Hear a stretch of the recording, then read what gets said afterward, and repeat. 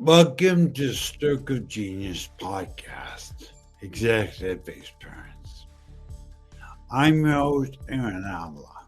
I've got a real special guest for you today.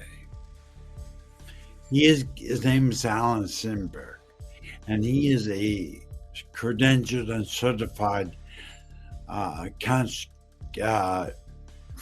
goodness, and I just forgot. Sorry, somewhere I'm a stroke survivor. But let's bring Alan on the line.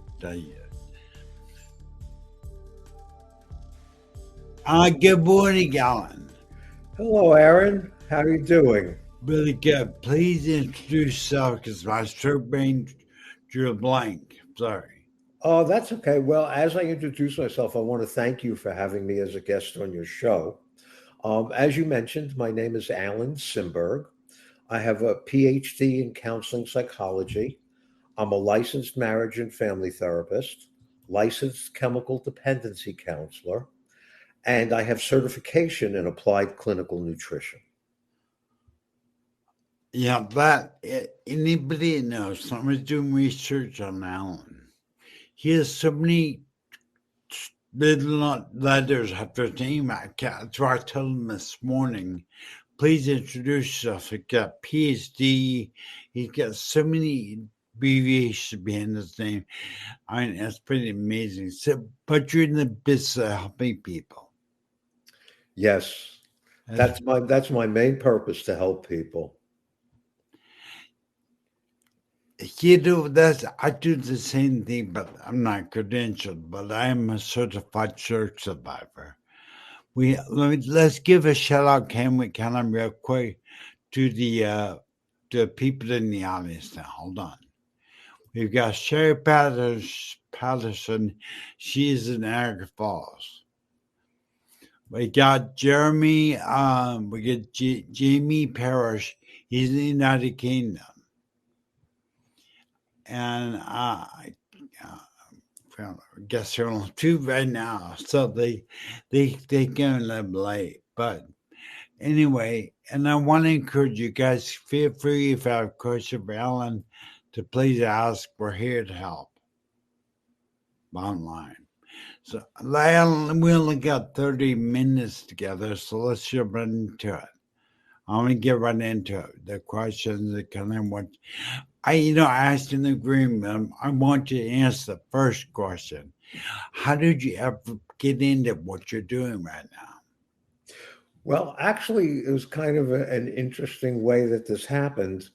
When I was about 7 or 8 years of age, I was on a piano bench in my parents' home, and I heard them speaking, and I heard my father say to my mother, one of our relatives was coming to visit. And my mother said, well, what's the reason that person's coming? And my father said, well, she has a problem, and I want to see if I can help her. When I heard him say that, I immediately thought to myself, that's what I want to do when I grow up. I want to be able to help people. And at that point in my life, I was coming home for lunch sometimes from school. And there was a TV show that I used to watch. And it was a show about a therapist. And it would show him talking to people that had different problems. And he would be asking questions and finding what he could do to help them. And I remember thinking when I watched that show, how does that person know what questions to ask? I want to learn how to do that. So those were the two experiences that really solidified my making the decision that I wanted to help people. Of course, at that age, I had no idea specifically what I wanted to do, but I knew at that moment that I wanted to help people. I think, Alan, there's no greater thing in life. I'm learning. I'm learning now. A life of being a servant, help people. It's no better. Has you found that to be extremely rewarding to help people? Yes, because one of the things about that helps it to be rewarding for me is to first see when I initially talk to people what they're going through and to see the emotion that they're experiencing and to see them being able to manage their emotions and use strategies to make their lives better. That to me, there's no greater gift other than maybe health. Alan, hold on a second. Hold on a second. Okay.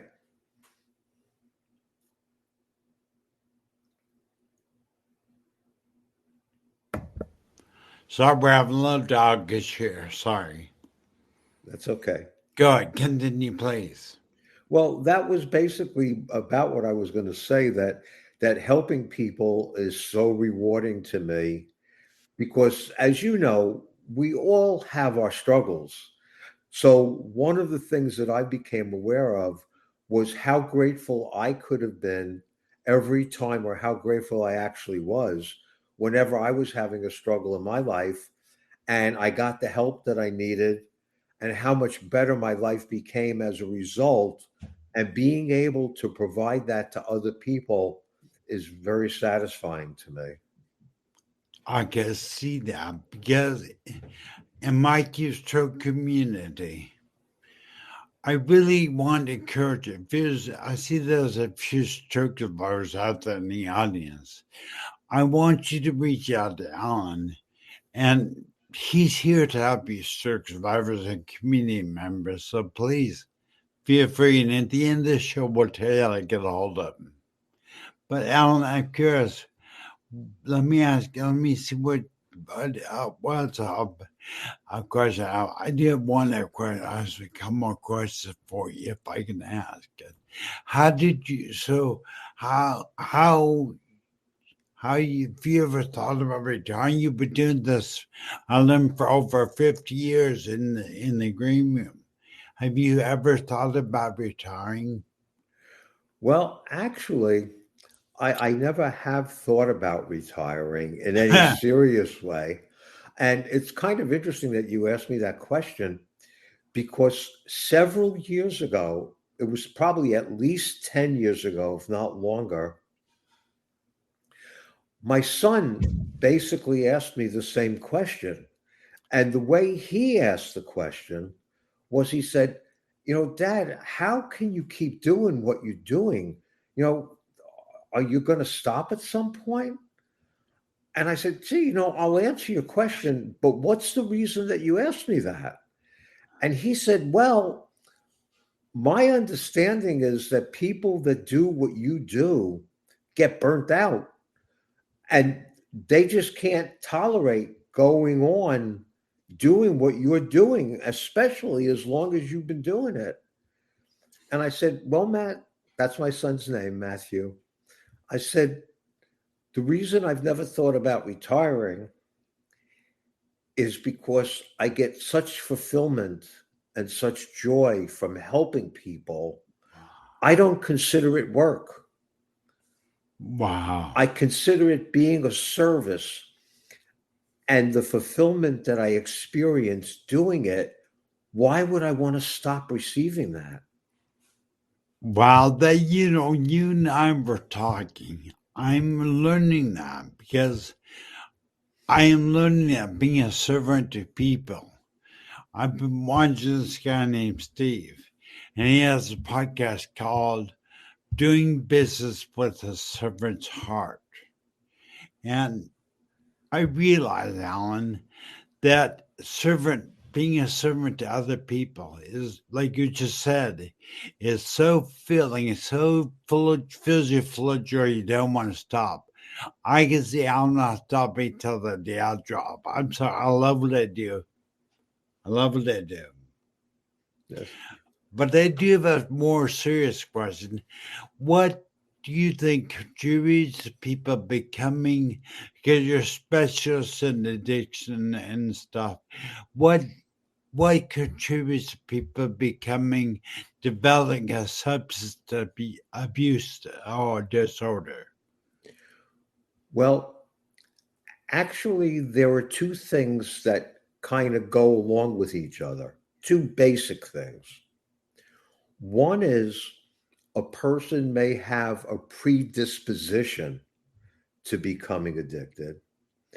The other is based on a person's life experiences, sometimes they don't know how to manage them, and they resort to either alcohol or drugs to be able to manage the emotion that they're going through, not knowing how to handle the challenge. So then not only do they have the challenges that are unresolved, but they have the added challenge of getting past all the effects that the addiction is causing to them. I think probably the inability of how to cope. I mean, so many times in life, and I'm in pause. I mean, there's quite a few stroke survivors out there, and there's not much stroke survivor show. But I want to say thank you for supporting us. Thank you for being out there. And Alan, how do people, I mean, the biggest thing is coping. How do we cope? How do people get in touch with you to? What is the best way? I'm going to pull up your website. I'm going to pull up your website. Here's, if for anybody that wants to get out, here's the website. That website, I'm going to tell you, what Alan is doing, he's here to help you, community. Whether you're a CEO, having a cocaine issue, I'd imagine that could be very common in the upper parts of business. Are you feeling about marital problems or any emotional issues? Get out Alan. Visit him on the website. He's also written a book. Scan the QR code there to order the book on Amazon. Right there's the book, Back to Living. I in my younger days, Alan, I started with some addictions. In fact, I was a smoker. I was a smoker before my stroke. I smoked cigarettes. And that addiction, do you know, I was in a coma, and they could not wake me up from the coma. And they asked my wife, did your husband smoke or do any type of drugs or anything? Because now waking up from the coma. Well, she said he smokes pack and a half a day of cigarettes. Do you know they went there and got the patch? Put it on me. I will put about the nicotine patch on my skin. I woke up 3 minutes later from the coma.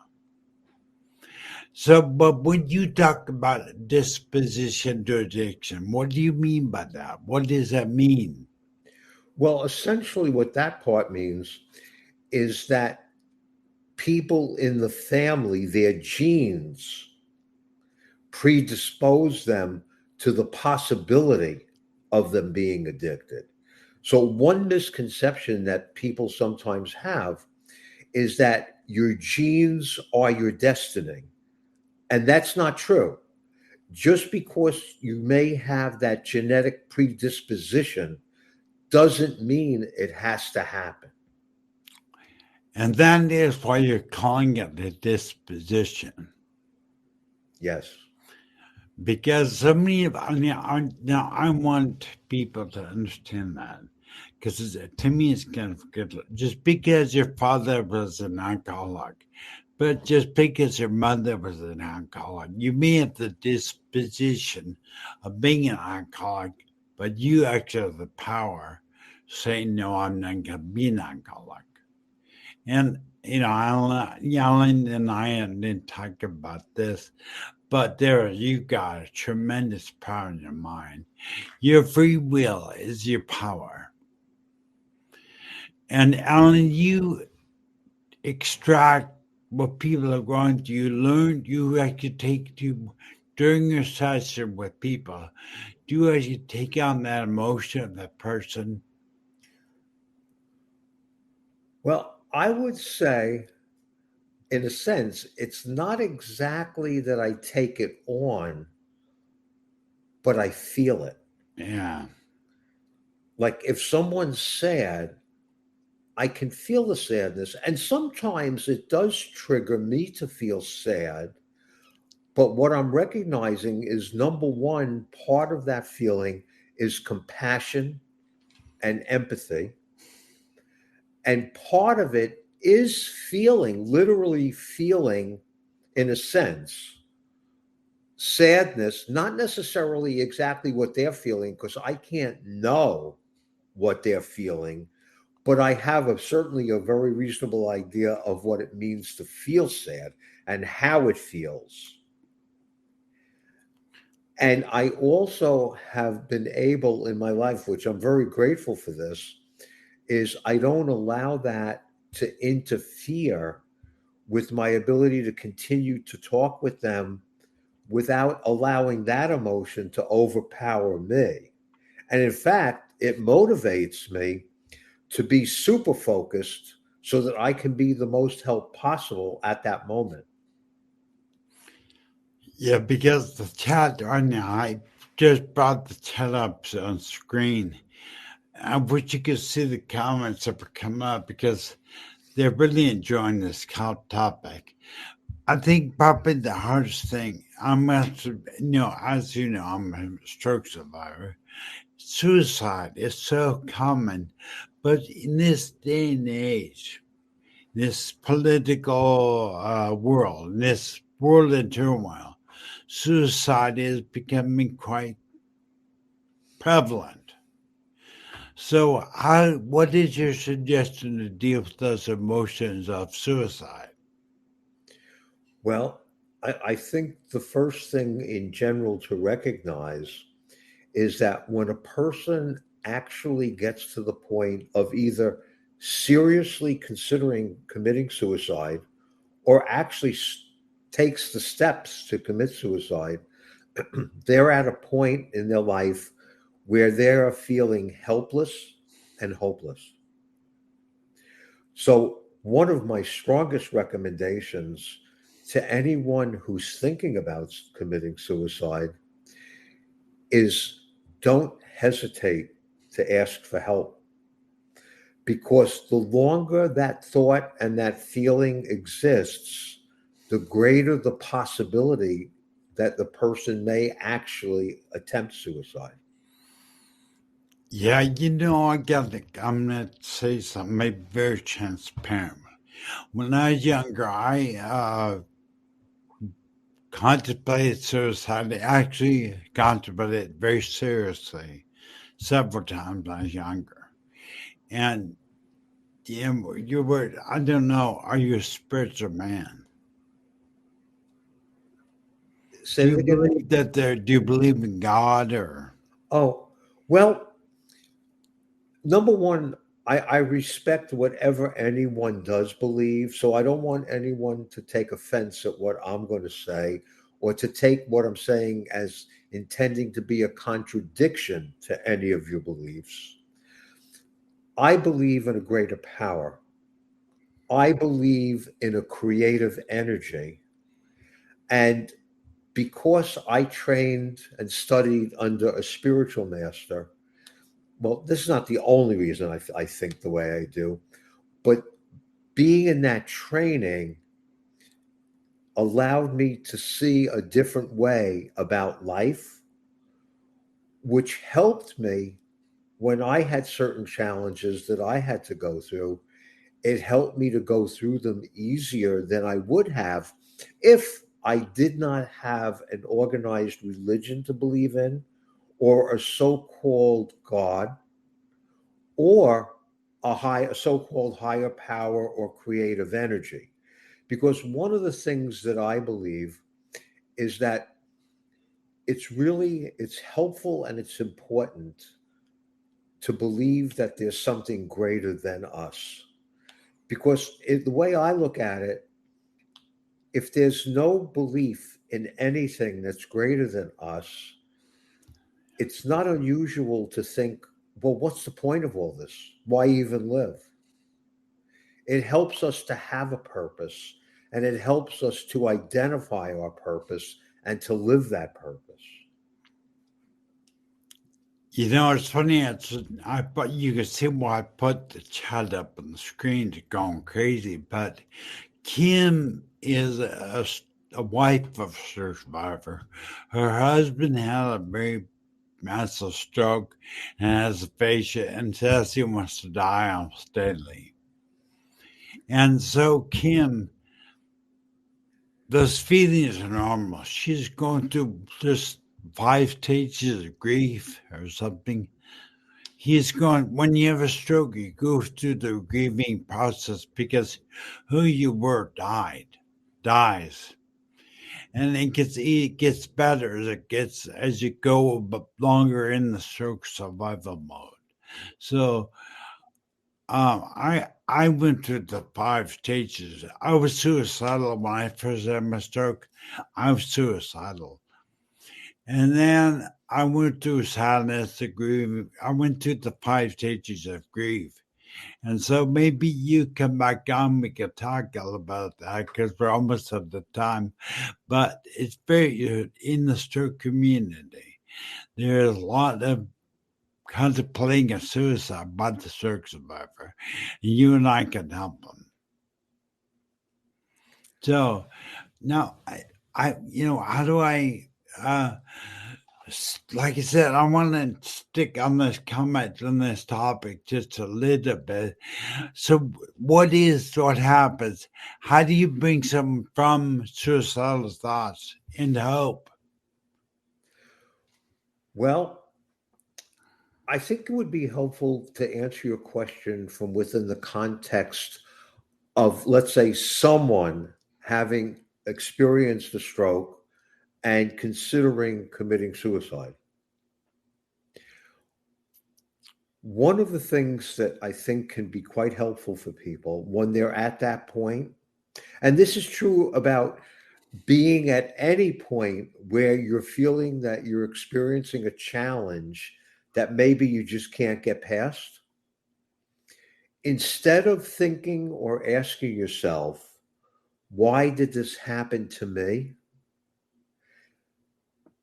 Think, what can I learn from this? Oh, no, I love that quote. I live by that. Repeat that, please, Alan. Sure. So instead of thinking, why did this happen to me? It's much more useful and helpful to think, what can I learn from this? And I'll add something to that. Not only what can I learn from this, but what can I do despite the fact that it happened? How can I have the best life possible? All right, people, did you just hear that? Okay, when you have those feelings, as how can I learn from this? Not why me.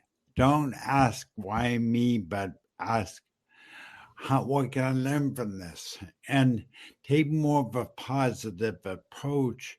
And this will alter your destiny. It really will have a great impact. I've just talked. I'm Alan. I'm going to repeat a spiritual mentor I had. Told me, he said, where your focus goes, your energy flows.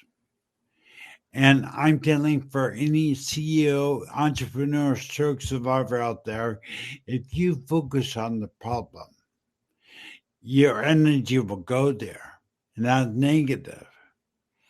So the answer is don't quit. I mean, I hate to say it sounds simple. Don't just stop focusing on be grateful. Switch it to gratefulness, right? All gratefulness is so good for the soul. Can I answer one of the questions that was just asked? Please. Okay. So the question from Karen is, but at what point can we say that I haven't learned anything? So my answer to that question is the point at which you can say that or ask that is when you're aware enough to think it, to say it. And sometimes the initial answer can be very simple. The initial answer can be from the question, what can I learn from this? Maybe one of the things I can learn is how to manage this and not let it run my life. And that could lead to you having even more answers about what you can learn. Because one of the things that I firmly believe, not only from my life, but from all the people's lives that I've ever talked to, is that there's always something to learn from any experience we have. When we think to ourselves, why did this happen to me? In a certain sense, we're putting ourselves in the victim mode. When we think, what can I learn from this? The implication of that question is, what can I do to manage this situation as effectively as possible and have the best life possible? That's the question to answer and to stay focused on as consistently as possible. And you have to have the best outcome possible when you do that. It may not be the best outcome that could ever be, but it's the best outcome considering the circumstances that you're currently dealing with. And there's an expression that's, I think, can be very helpful to keep in mind. You can have circumstances, but you don't have to let your circumstances have you. You know, Alan, it's funny because there's something I'm always repeating in my community, and that is stroke does not define you, but how you respond does. And, you know, for the entrepreneur and the businessman that's out there, this is true for any circumstance you face. You could either face it, you could either run from it or learn from it. Take your pick. And Alan is giving a tidbit there, and I don't know if Betty caught it, but it's your choice. You actually have a choice not to be a victim and to learn from it. You choose to do that, right, Alan? Yes. Yes. And another way of saying what you just said in terms of choosing, our thinking also contributes to how we feel. So if we consider ourselves to be a victim, we're going to feel like a victim, and we could get into that pattern. But if we refuse to accept ourselves, something happened to us doesn't mean that we're a victim. All it means is something happened. And as you said, Aaron, do I manage it or do I let it run me? That's the decision. And I know it's not easy. I don't mean to imply at all that it's easy. But when you you meaning anyone, when you focus on, okay, what do I do? One step at a time, one day at a time, and give yourself credit for everything that you do, everything that you accomplish, you're actually developing a pattern that can help to prevent you from feeling and thinking about yourself as being a victim and can allow you to have the best life possible, regardless of the circumstances that you're managing.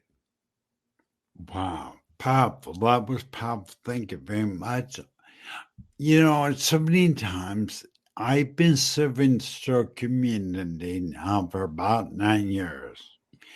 And so many get stuck. They have a stroke, they get stuck in the stroke. They don't ever rise. They get dark, they get negative, but what if I understood you correctly, it's how their thinking is doing it. Their thinking is doing it. Yeah. And that goes in line with where your focus goes, your energy flows. Yes, that's exactly what I was thinking.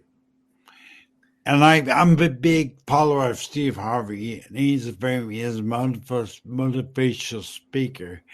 But you know, gratefulness. Gratefulness is key to stroke survival. Key for anybody out there that's a business going through a tremendous, stressful, hard time. I would say, what your mindset is dictates what your outcome will be. Yes. I can't say now. I can't thank you enough for being here. We're at the end of the show, but would you tell us your email, please? If people want to email you and talk to you, what did they do? What's your email?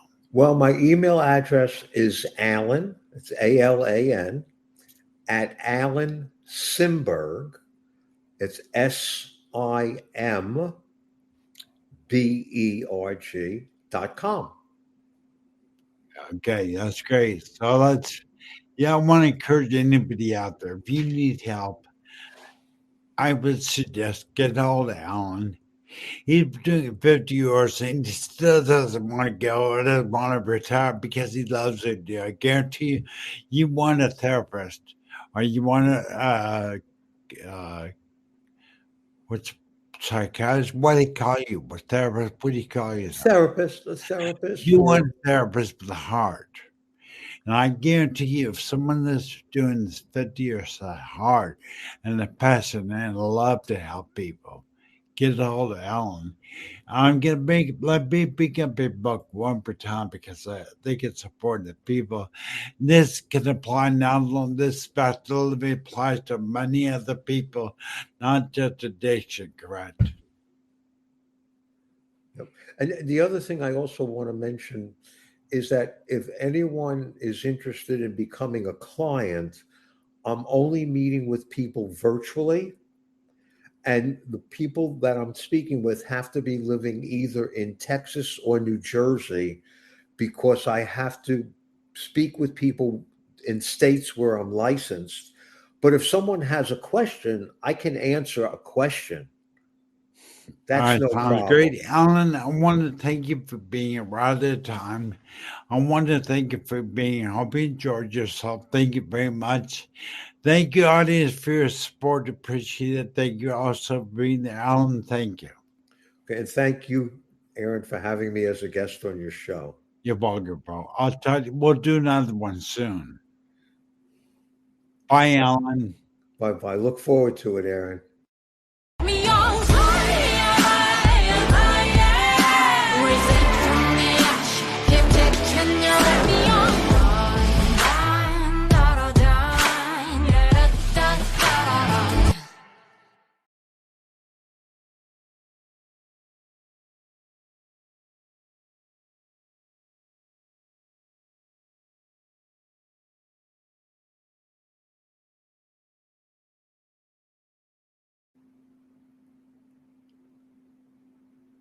Like what you just heard? Visit c-suiteradio.com.